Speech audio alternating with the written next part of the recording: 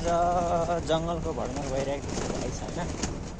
हामी चाहिँ बढ्दै राष्ट्रिय निकुञ्जको यो जङ्गल हो। हामी चाहिँ बाघको खोजीमा छौँ, बाघहरू गइरहेछौँ होइन।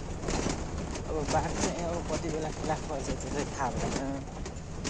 हामी चाहिँ खोजिरहेछौँ।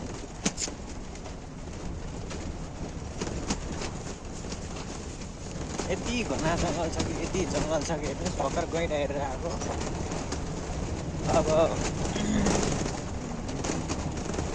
कतै बाघ भेटिन्छ कि कतै बाघ हेर्दै जाउँ अब कहाँसम्म पुगिन्छ।